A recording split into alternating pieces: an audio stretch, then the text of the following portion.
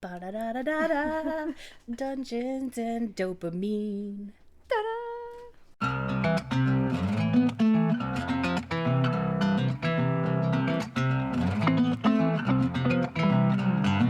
Hello, welcome to episode 103 of Dungeons and Dopamine.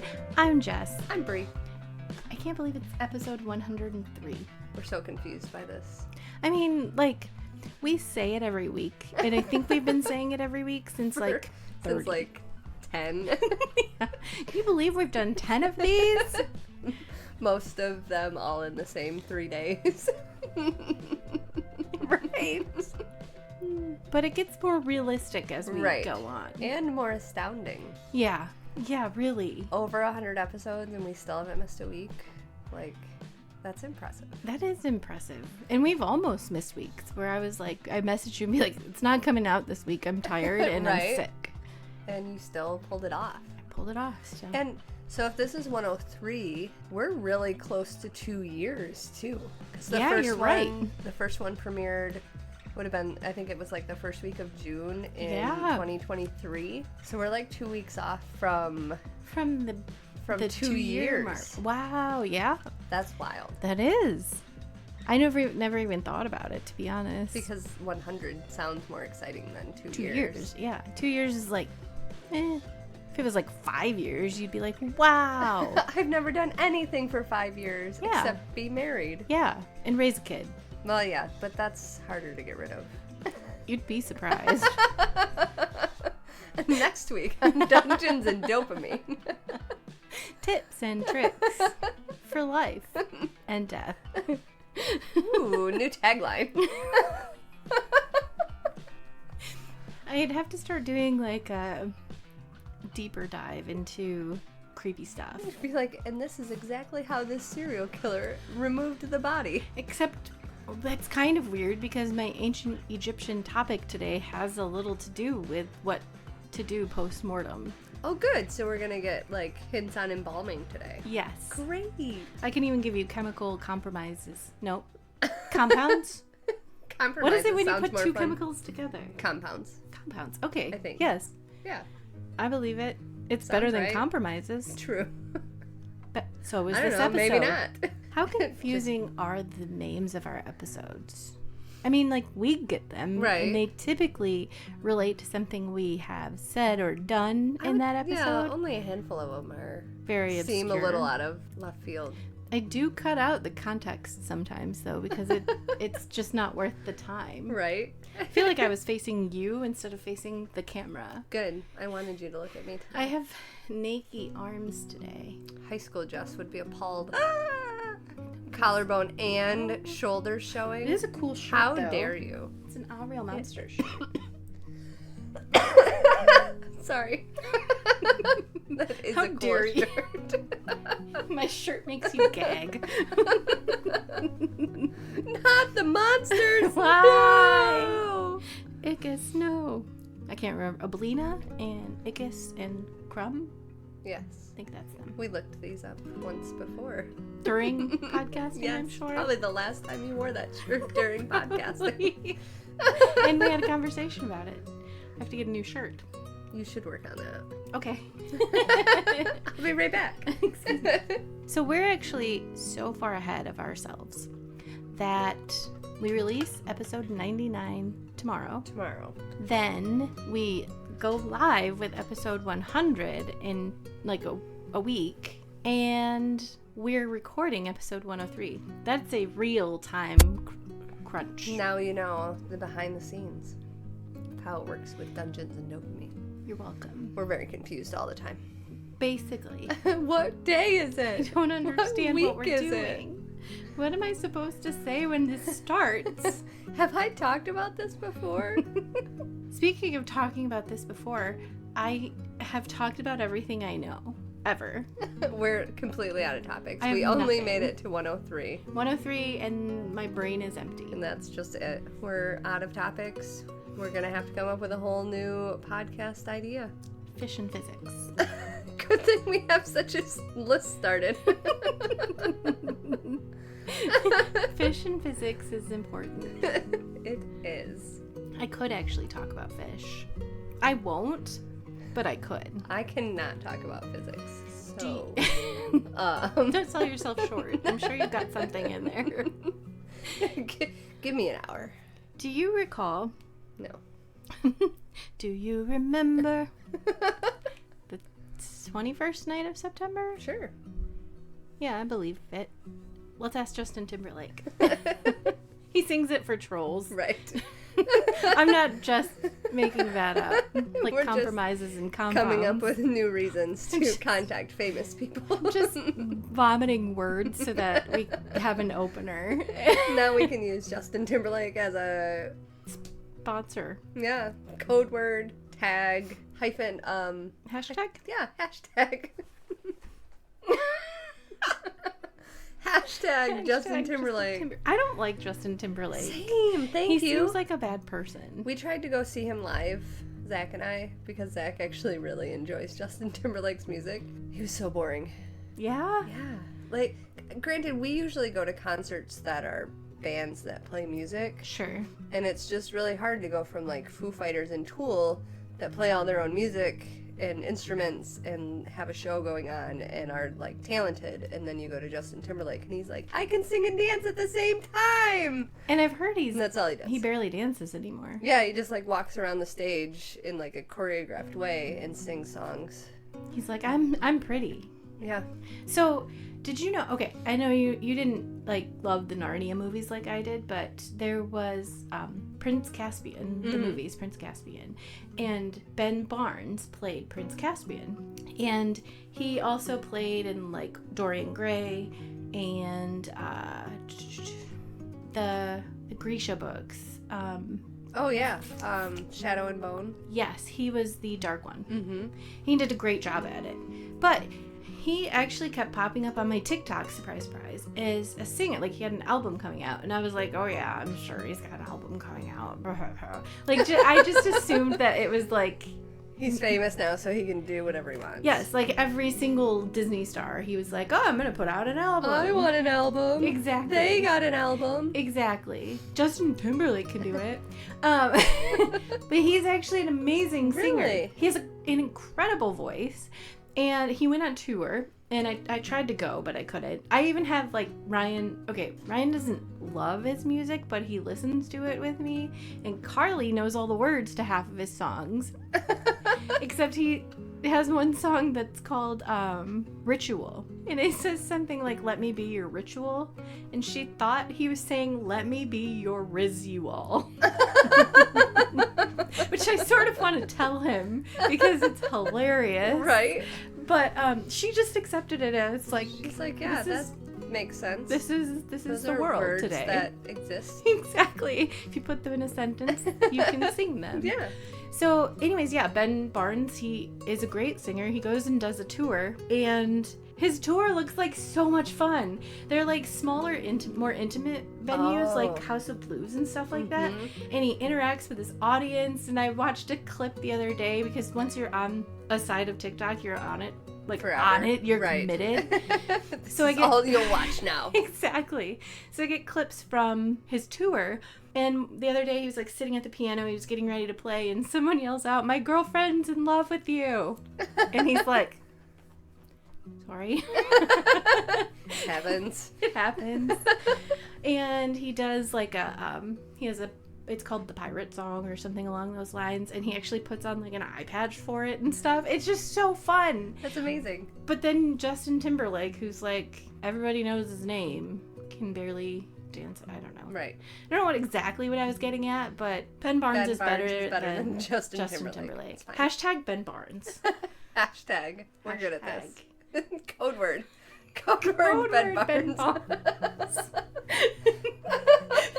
I would have gone to see Taylor Swift in concert. I know she's not your favorite. But... I saw her when she was still country. She opened for Brad Paisley and Jason Aldean.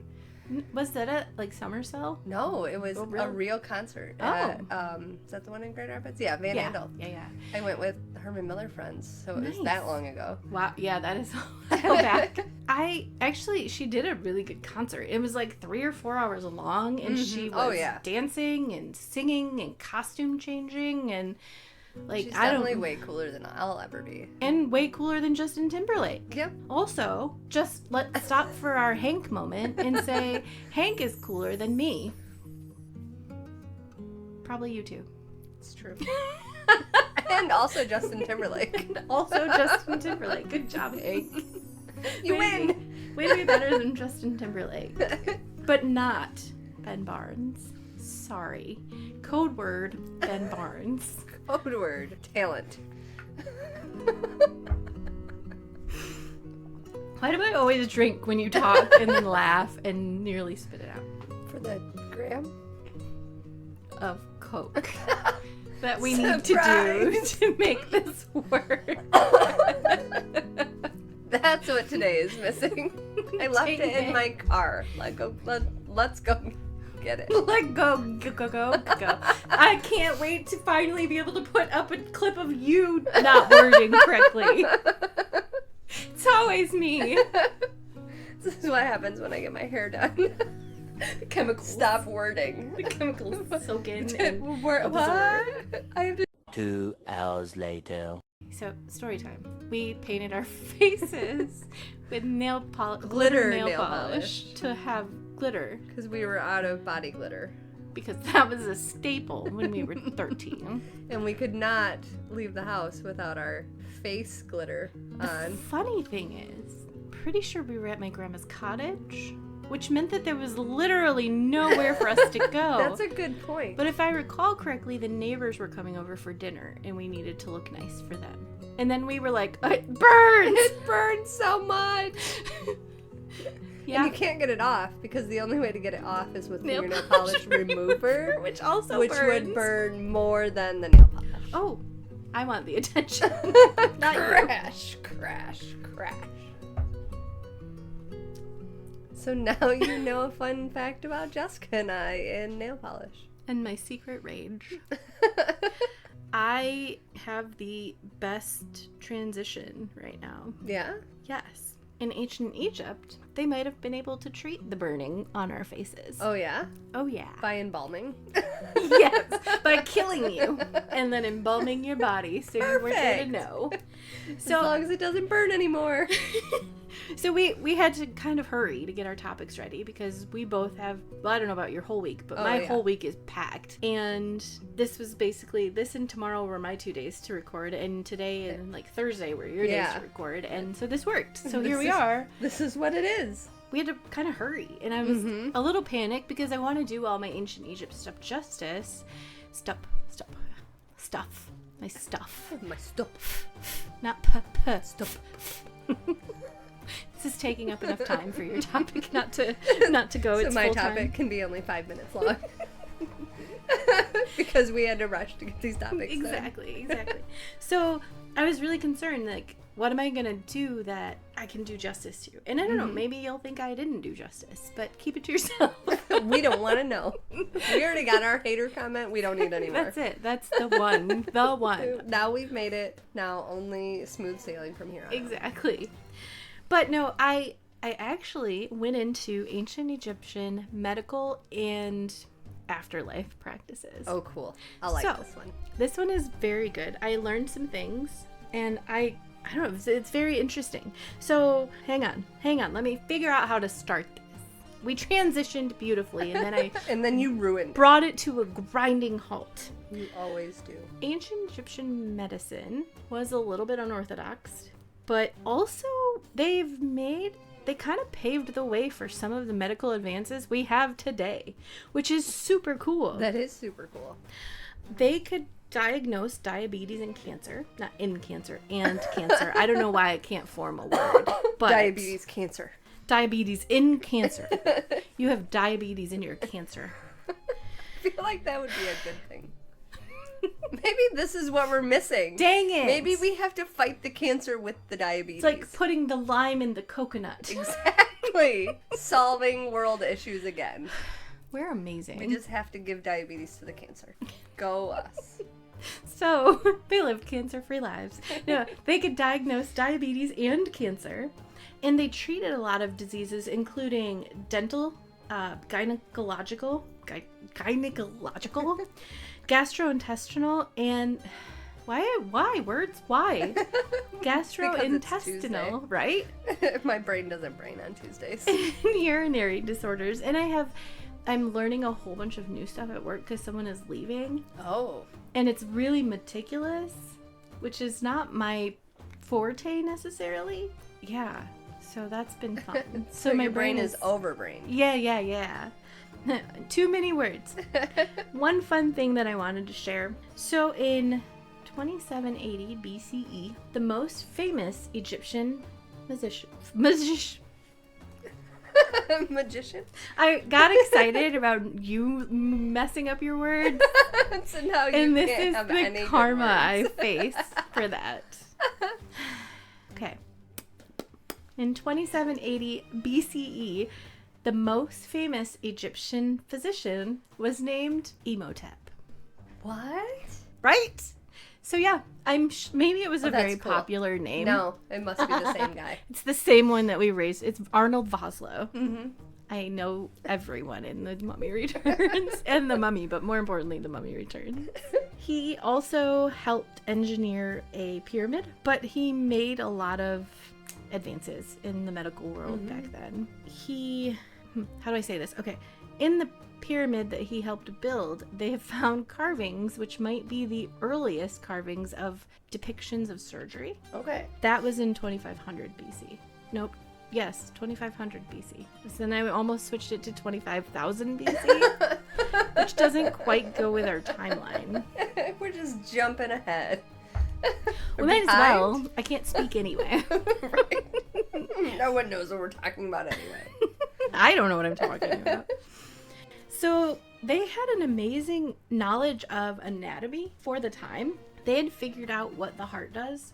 Now, they did mistakenly think that the heart was the center of life. I mean, yes, it pumps your blood, but they thought that it functioned as the brain functions for us. But that's still really big to know that. They could do respiratory, circulatory, genital, muscular, nervous systems, ocular, auditory, and olfactory symptoms.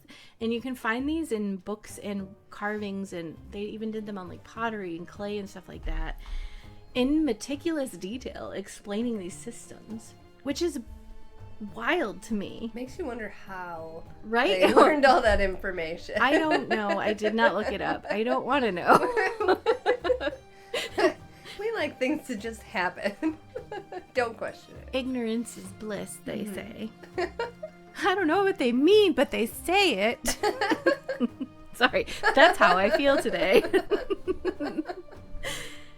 Oh, they did also think that the heart was the center for tears and urine. Okay. So, I mean, they get a pass because they figured out all this other stuff. They still did better than I would have.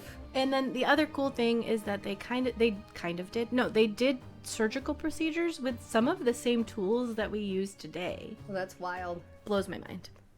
So with all of that cool stuff, they actually didn't have a clear dichotomy between magic and medicine. Mm-hmm. If you got sick, sometimes that would be because they believed you weren't a good person, which is really harsh.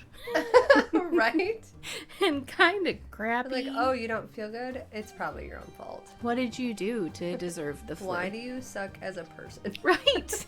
I can't imagine, like, my doctor coming in for my gallbladder surgery and being like, I shouldn't fix this.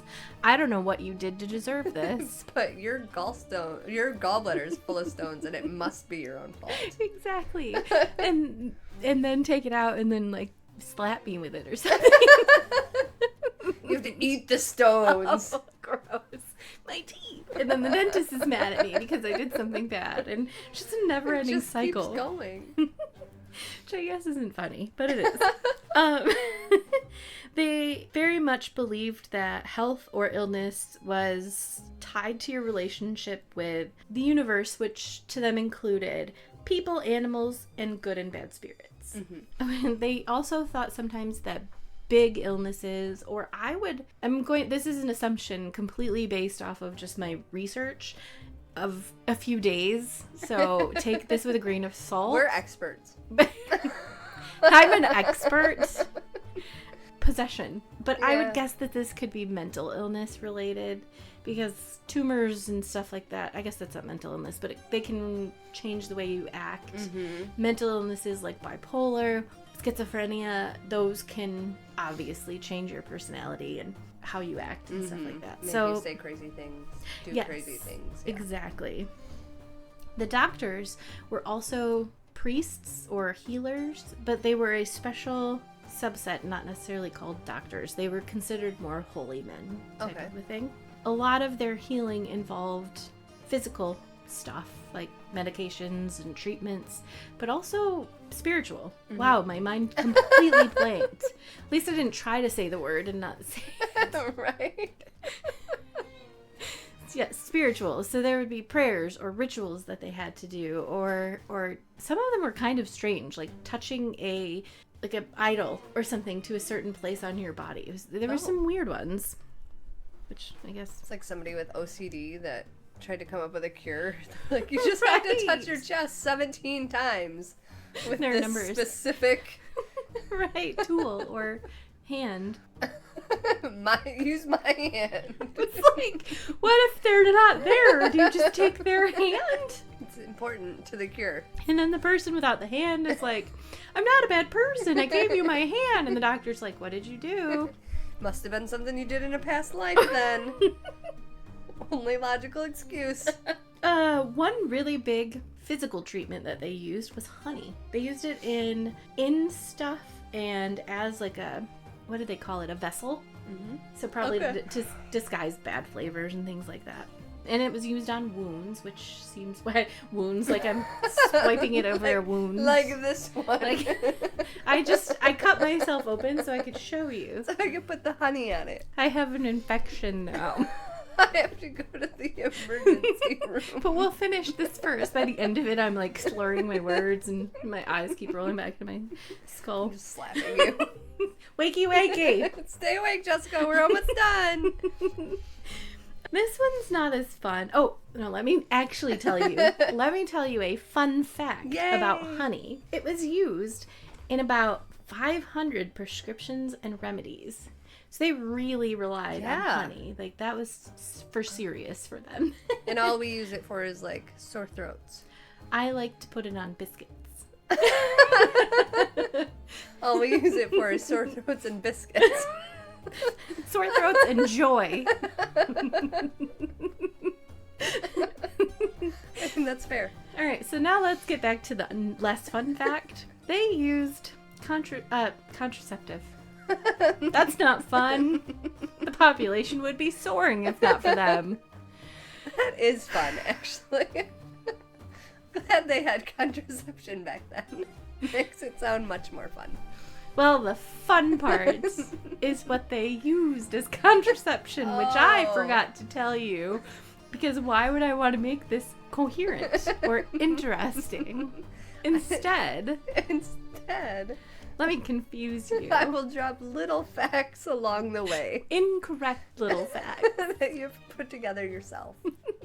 So my not fun fact is that they used poop. What? Let me just get it out. Oh.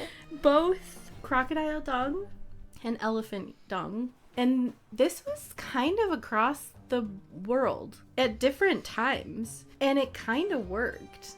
Did it work because nobody wanted to touch each other because they were using poop? That's a great question. Also, how did they find out it worked? I don't want to know that. They were like, one. we don't want any more babies. What should we use to not have babies? I know. Crocodile poop. Maybe they were having the discussion near the river. And the What crocodile do you think this could do for us? scattered by after. Or they saw two crocodiles, having a good time, and then later that crocodile wasn't pregnant. And they were like, it must be the poo. Must be poop. Cool. I caressed your knee again. I don't know if the ancient Egyptians used elephant dung because I don't feel like there were elephants in ancient Egypt. That's definitely more yeah. of like an Asian Indian kind of thing. Which it's in Asia, so maybe, I don't know. I can't deny nor confirm that there were elephants in ancient Egypt. Fair. But they did use crocky poop. Crocky, which is different than the crockles we dealt with last week. How dare you? How dare you? I'm sad for them. Same. And their crockies. I feel like that would cause infections. Right. I don't want to think about it anymore. They did use another like host of strange ingredients, including lizard blood, dead mice, donkey teeth, and human milk. Which human milk I can actually almost see, because if they knew some of the body, and you don't get pregnant usually when you're breastfeeding, so they Right. could have assumed that it had something to do with the milk that was being produced, Right. not Well, and- the hormones that produce the milk. and this one's not even necessarily contraceptive, so the human milk could, if they figured out it keeps babies healthy yeah. and alive, then not that that's something I would want to partake in. But Blech. I mean, there wasn't any Red Bull back then, Right. so Oh. people were desperate. What a world to live in. Hair loss remedy, just a fun fact, was goose fat. Sure. But they used the fat of many animals for many different remedies of things. So that included hippos, lions, crocodiles, snakes, goose. Basically, if it had fat, it was considered medication. However you want to say it. They used it. They used it. Huh. Then and I didn't go through the plants, which maybe I should have for you, but they I could have used it for my topic. Thanks. Right? And now here's Jessica to finish up my topic. Here she is. And I just have a list of plants. Not what they do. Just No. That would be ridiculous. They had a list of there's a list of plants that they used back then that we actually still use to this day. And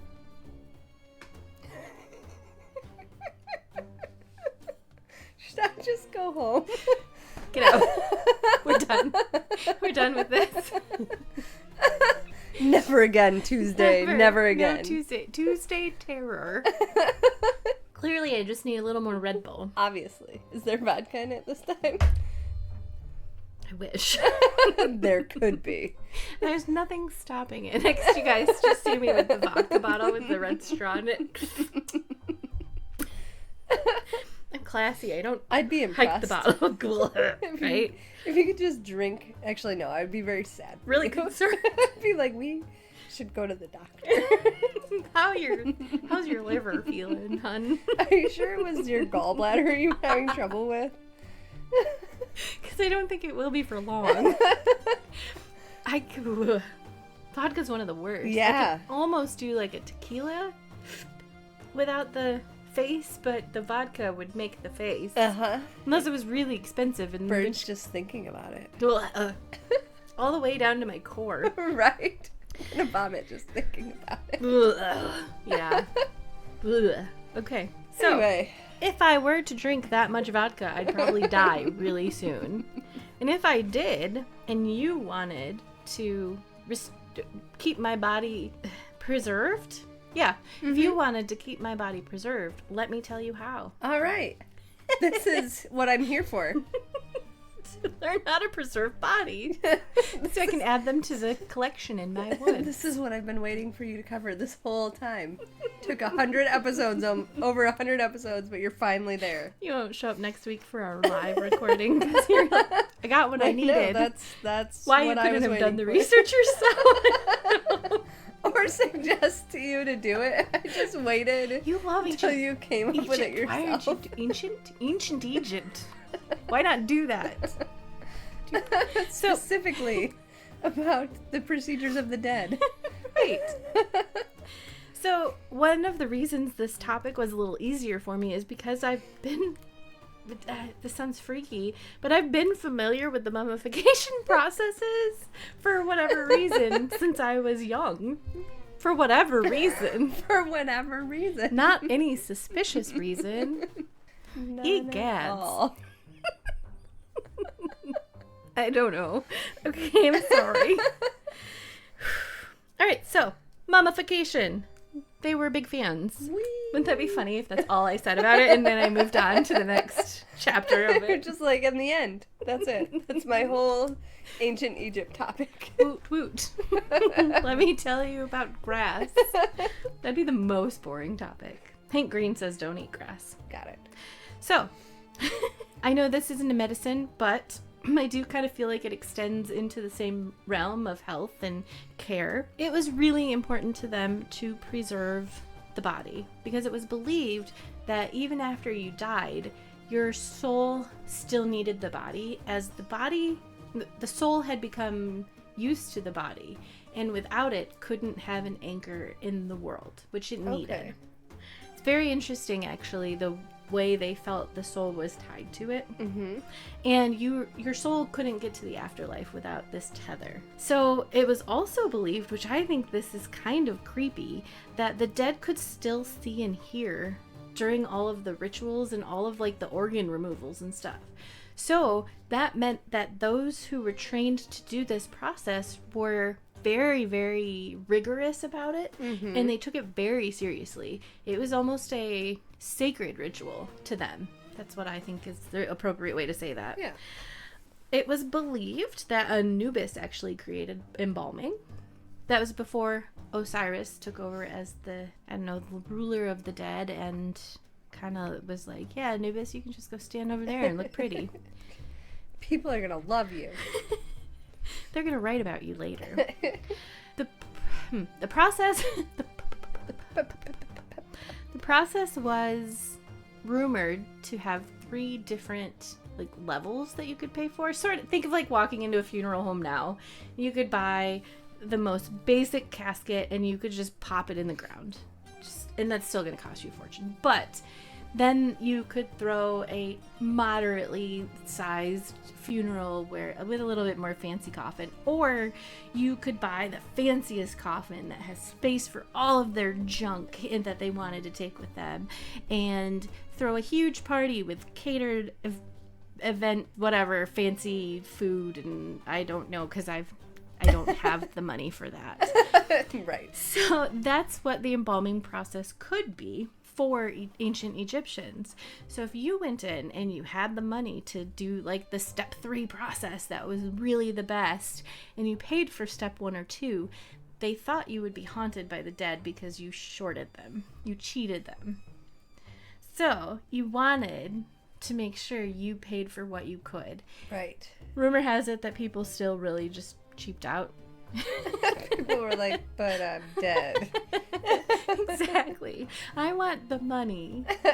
They don't have to eat. I do. So I'm going to tell you the most expensive one because it's the most fun. Right. Fun with death. Whee! Fun with death, starring Jess and Bree. So first they would remove the organs. The brain was removed and just discarded. It's like, this is not important. We don't need that. It's gross. That's not our heart. The heart is often left in the body, but there are mummies that have been found without their heart inside the body, and it's wondered if it was a punishment or sort of like a curse for them. Maybe they needed their group of knights to bring it to the Holy Land for them. That's right. That's absolutely it. And it had to go to Spain. I'm trying to think of how far it would be, but my limited knowledge of geography, like, I know it takes 18 hours to get to Florida. That's probably close. Between ancient Egypt and Spain. Jerusalem, Spain. Mm-hmm. I think so. Also, many years later. Yes. Yeah, like 3,000? Yeah. So, I lost my spot. Sorry. Brain gone, heart left, but some people maybe not because it had to travel. And then all the other organs were placed in canopic jars, like in the mummy. Right. When they have those and they're, fulfill Emotep again. Mm-hmm. Watch the movies. They're so good. Just Your watch homework. them again if you haven't. Your homework already. after these episodes are Exactly. to watch The Mummy and The Mummy Exactly. Returns. The purpose of removing all of those was to purify and lighten the body.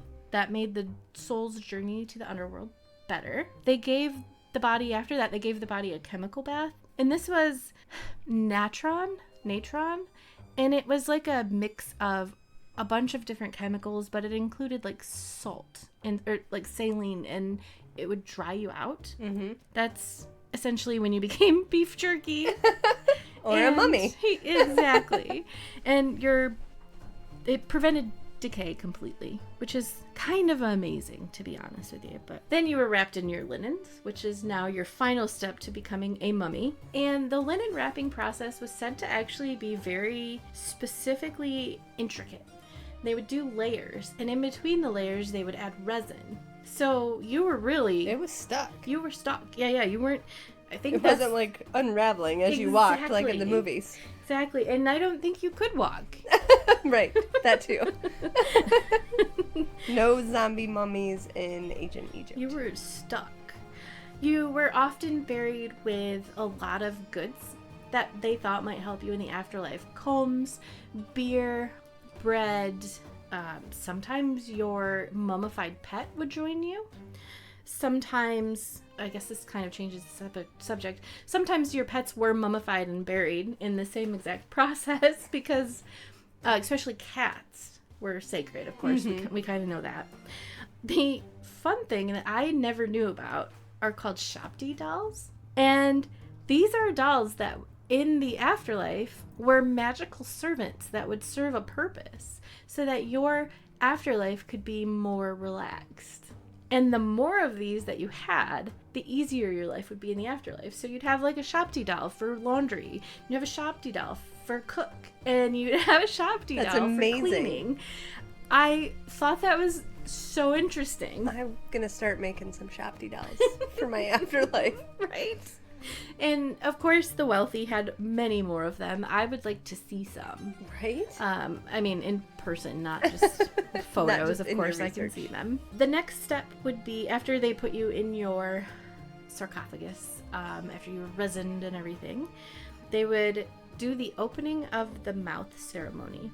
And this was a service to Isis and Nephthys. And this was when they would touch things like a chisel and a hammer to the person's eyes and mouth and nose. This was to allow them to breathe and eat in the next world. I don't know why you lost that ability. Maybe because the mummification process. Why you had to be helped with it, but right, yeah. Yeah, probably something to do with the Yeah. So a lot of the sarcophagi were really coolly decorated. I mean, like nowadays we're like, that's amazing, and we don't think about the fact that there's a dead person in it. But a lot of times it would tell. Right? I'm just here to bring us down. Not everything is prettier on the inside. But they usually had stories on the front. They were painted on and in a lot of detail, maybe of that person's life, maybe of the afterlife they wanted, maybe of gods, the story of the gods, or whatever was important to that person and their family. Then, after all of this was done, they would, your sarcophagi also often, especially if you were a pharaoh or someone else very wealthy, had spells put on it. Oh, of course. You know, the curse of the mummy. So, sorry, that is an important part. I didn't want to skip over that. But then you had a party next to the sarcophagus. Your whole family would come in and like party. Whee! It was like your send-off party because you could still hear and see from the afterlife. So your people came to say goodbye to you, and you got to be present for all of it. Exactly. Cool. I kind of spoiled this fun fact already, but cats, dogs, baboons, and even fish were mummified. Some were pets, some were offerings, but baboons. That one throws me off more than fish. I don't know. I mean, and yeah, I guess if it was just like fish for the afterlife, like some snacks for later. But like, this is my pet fish, Frank.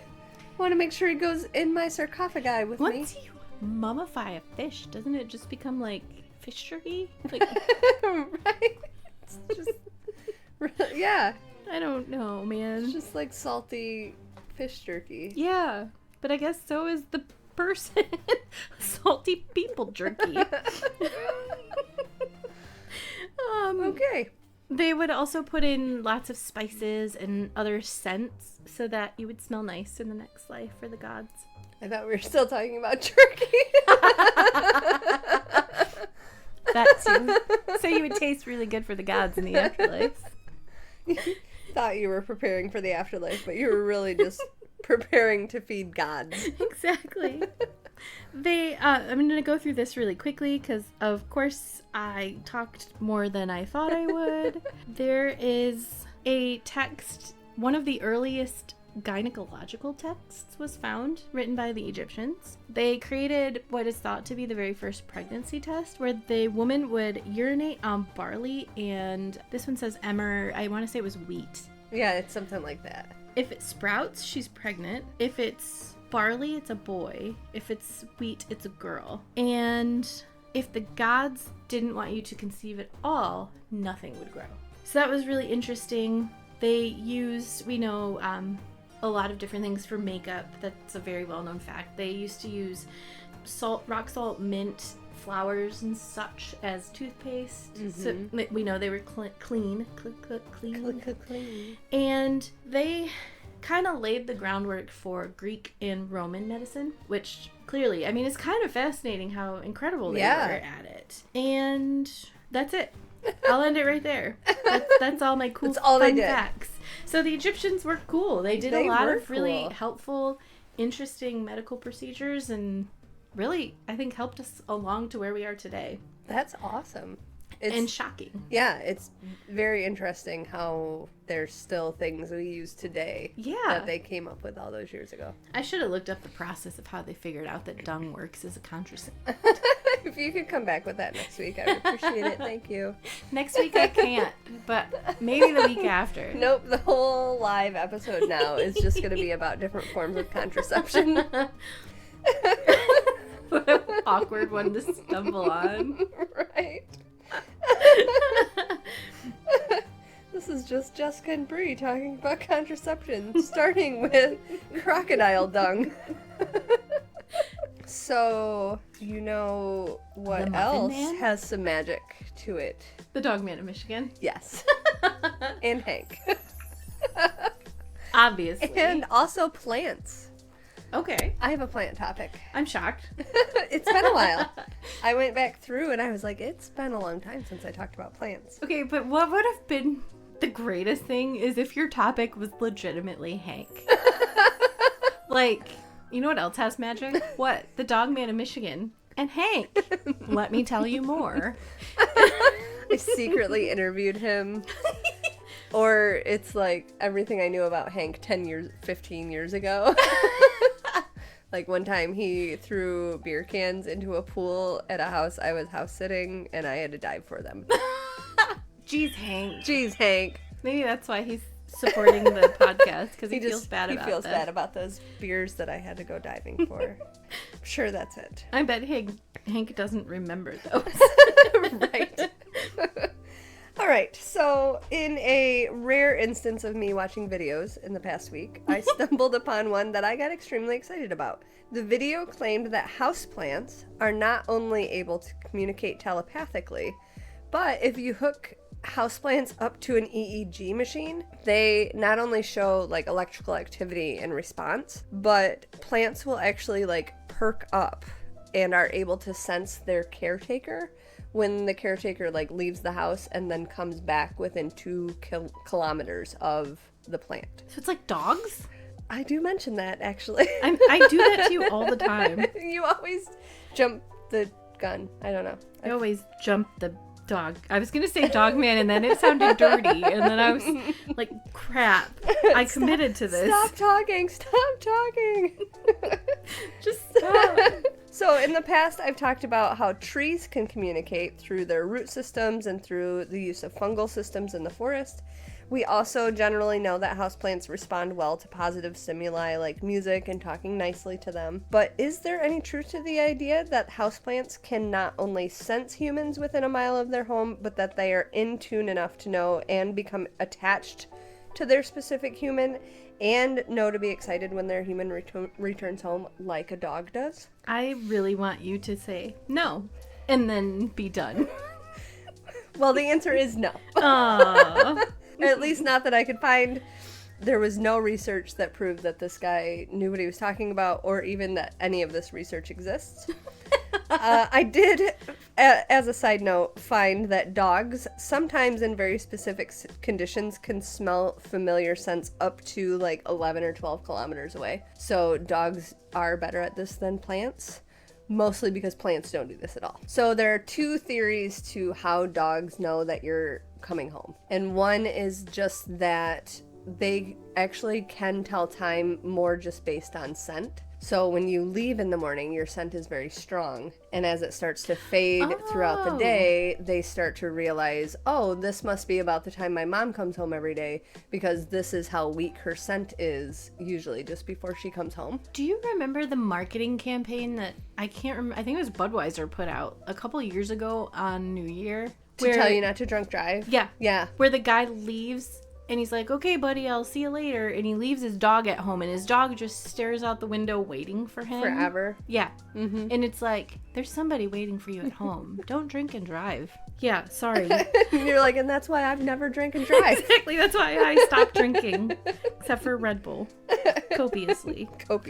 So that's how dogs can tell when you're, or they obviously have very good hearing too, so it could be as simple as knowing what your car sounds like when it's coming down the road.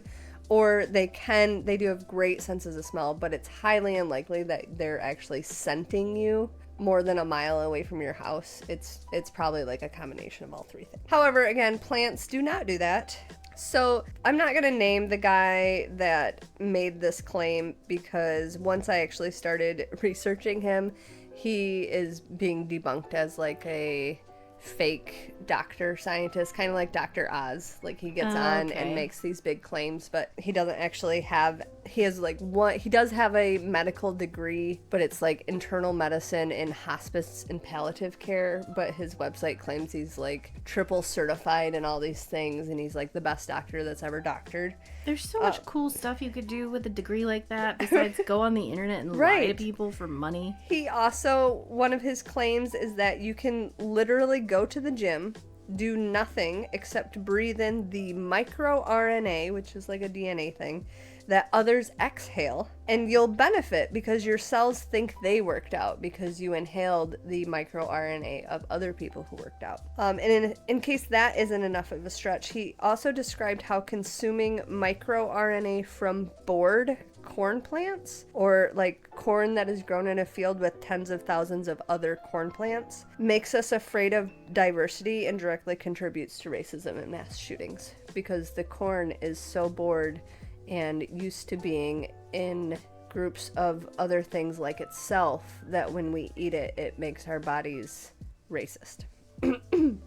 Oh. So if you're stumbling through TikTok and stumble upon a video that tells you that houseplants are telepathic and can sense when you're coming home and get excited about it, he is a liar. Just FYI. That makes me sad.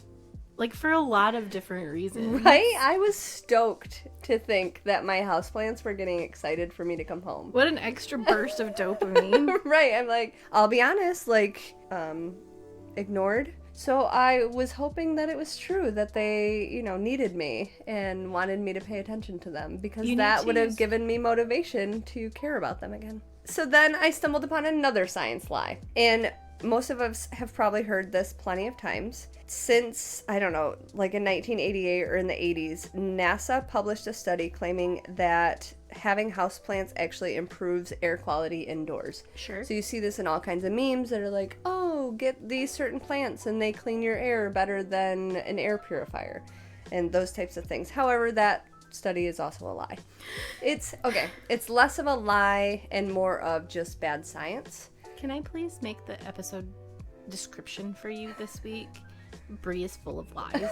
Yes. Jessica is words. Composing? What were you doing? Composting? Compositioning? Yes, all of those things. Compounding? And Brie tells lies. So NASA did do the experiment. Their science showed that plants are really good air purifiers. Mm-hmm. They remove a lot of VOCs out of the air, like formaldehyde and things that are like in building materials that get built into our houses. And then they put out this study that plants are great at this. They're going to clean up the air. They're purifying all of this great, grand, wonderful stuff.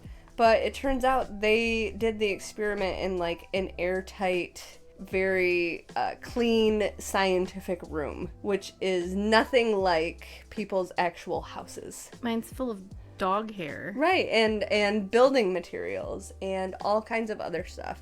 So they made it sound like having houseplants was super beneficial to like the air quality in your home, but more recent studies prove that you would need approximately 10 to 100 plants per square meter to mimic the conditions that were created in the NASA study. And this works out to about 650 plants in a 1,500 square foot house, which we have just under that square footage wise, and I'm not even anywhere close to 600. I'm right around 100 plants, I'll be honest. I cannot imagine what that house would look like with 650 plants. I don't feel like you could function in it. And is it like, would it purify your air, or would it just like slightly improve the quality? It would, and even then you're talking maybe like slightly improving the quality, and it is also dependent on like how much junk you're putting into the air. So not only like what your house was built with and what kind of chemicals is being released just from the building materials, but also like what you have in your house, what you cook, what you clean with, what you breathe out every day, what you smoke in your home. Yeah, all kinds of stuff. So far my plant magic research was very disappointing for me. So here are some actual scientific benefits to having houseplants. There has been at least one scientific study that showed having indoor houseplants can actually lower your diastolic blood pressure and stress levels by significant amounts, or at least by scientifically significant amounts that can be measured. So that's awesome. Multiple studies also showed improved cognitive abilities and just generally improved mood. So having houseplants can help a lot with depression, with motivation, with, I talked before, with ADHD. You know, having something to focus on and having something that relies on you can help with all of those things. Going back to the improved cognitive abilities, I thought this one was kind of one of the only ones that was more scientifically accurate than the rest, because it turns out there's not a lot of like peer revered just like Paul Revere. He peer revered. There are not a lot of quality scientific studies about houseplants out there. Most people, the studies are like very small groups, like 23 people or less, so you can get some maybe causation and correlation, but you're not getting any legit scientific data out of that. But this one experiment, they actually used what they call a reading span task, which involves reading a series of sentences aloud and remembering the last word in each sentence. And this is a really long explanation to basically say that there are two different types of focus, especially when you're like dealing with a work day. So you have direct focus, which is kind of like if you're working on spreadsheets or you're doing something task-based where you're like looking at one thing and then looking at a screen and putting it into the screen. So it's very directed on, I'm looking at this and then I'm looking at that, versus undirected attention, or undirected focus, which is more like when you're outside and you're walking through the woods and you might notice the individual leaves or branches on a tree, and then your focus naturally moves to the next thing in the forest or the grass or the birds or whatever. So this test helps measure how people learn and how people react with those types of attention, because there are benefits to, especially if you are someone that struggles with direct focus, there can be benefits to having that undirected focus to help you stay focused on your direct focus tasks. So being able to look out your window and have the non-directed focus can be helpful to working on your spreadsheet tasks at your computer. So they did a whole experiment to prove this. They came up with this reading span task, they came up with the short test, and then they put people in a room and basically gave them these tasks that used the specific research that they were working towards. And it did. It showed that people that were in a room without plants did more poorly on the regurgitation or the fact and the learning than the people in a room with a plant in it. And it seems silly that something as simple as adding a plant to a room could change how smart you are or how well you react to something or how well you remember certain things. But there are numerous small, not very scientifically usable studies and anecdotal stories that prove that people, even children, do better in learning situations if there are plants in the room. It's interesting because I don't even notice if I were to walk into a room and there was a plant, unless it was really interesting or really colorful. If it was just like a snake plant in the corner, whoops, oh my gosh. I'm gonna have to put a counter up. How many times Jessica hits the mic. Mic bashing count. Sounds like a name, Mike Bashing. Anyway, if there's just a big old snake plant in the corner, there's a really good chance that I clocked it and then immediately forgot about it. Right. Like, so it doesn't seem like it should affect anything. The idea that it would change like how well you did on a standardized test is just astounding. But apparently there is plenty of anecdotal evidence that proves it does.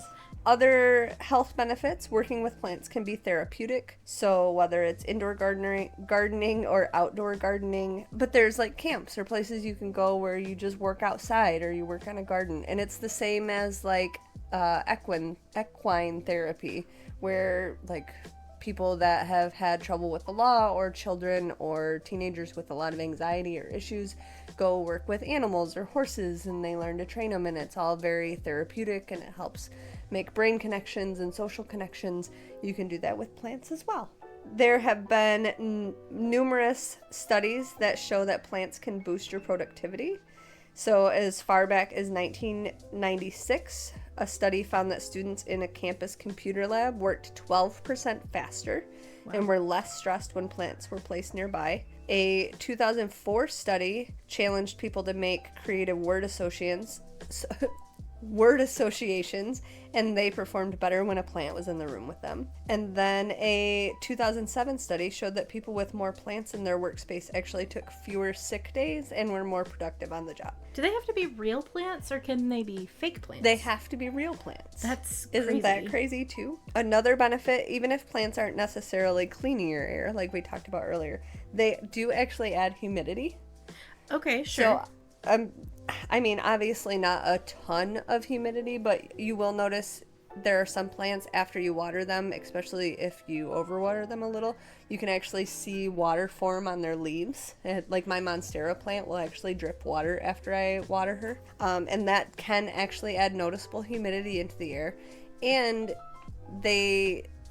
obviously they react to the air around them, but if your house is already very humid, like in the middle of the summer, the plants will produce less humidity than they would in the winter when it's dry and your house needs more humidity. So they also can interact with the world around them and at least be able to sense to know whether or not they have to put humidity into the air. My last little bit is that there have been studies that have determined that people do actually prefer certain types of plants, and people usually tend to lean more towards plants that are like round or more friendly shaped. So people don't like plants as much that are like really spiky or have spiky leaves. They like plants that have like an arching canopy shape, kind of like a palm tree, which is probably related to like happy memories of like beach vacations and things. Yep.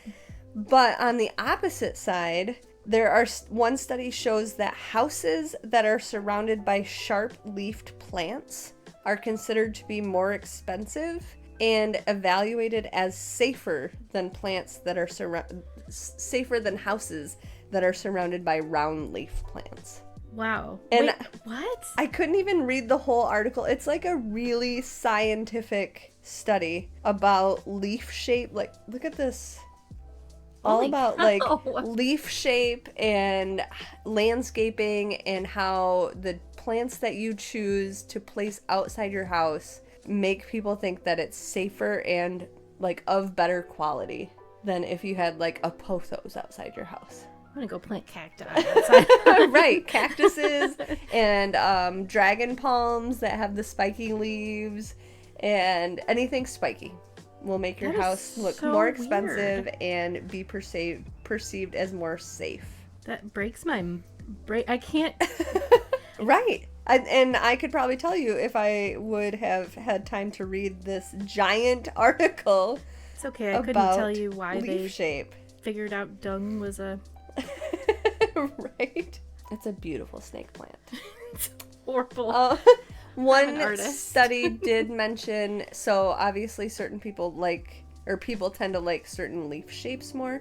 So it was, like I mentioned, like a pothos and weeping fig or certain palms. It even mentioned, like, if you're going to buy houseplants and you're specifically looking for plants to like bring up your mood or help with those types of benefits, to think about the leaf shape, because having the wrong leaf shape could like make you sad. Yeah, make you sad. Or also, and going beyond leaf shape, also choosing plants that are maybe low effort or something, so that you're not then killing the plants and feeling worse about yourself. Sure. Which I can't do anything right. I guess I had thought about, but not in that specific way. Like, oh, I should stick to snake plants because I know that they're easy. No. No. No. Unless you're Jessica. My apologies. No. No. You will not. Don't you ever say that in my presence again. We'll blame Pace. It's Pace's fault. All right. So that's my plant magic. But I didn't finish my picture. Keep talking. Sorry, I don't have anything else. I had to get my hair done. I think it's kind of funny that I draw these pictures, and they're not, like, good, but I still use them as content. Because content is hard, okay? It is hard. Every day. I post something every day. That's amazing. And so you have to look at my pictures. Because they're great. Also, sometimes when I'm editing, it feels like I'm being rude. Because I'm not looking at you or anything. Like, I don't care about your topic. You're boring. Look at this plant. I wish you would shut up. Worst topic ever. Oh my goodness. Goodness. Okay. Plants and death and stuff. We're here to talk about plants and death and stuff. Whee! I hope that's not close enough to a Scott Pilgrim reference to get us in trouble. Hopefully not.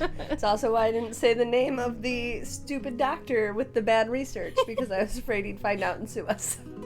Fair enough. So this was Dungeons and Dopamine podcast. And you can listen to us anywhere you stream podcasts, and even on YouTube. True that. You can support us on Patreon at www.patreon.com/DungeonsDopamine. You can also find us on Facebook, TikTok, Twitter, Instagram, Reddit, Twitch, and Discord. You can reach out to us on any social media and or at DungeonsDopamine@yahoo.com. Dungeons and Dopamine is edited and published by Argyle Pigeon Productions. Perfect. Oh, that's it. That's all. Thanks for putting up with us again. Love you. Bye. Okay, bye.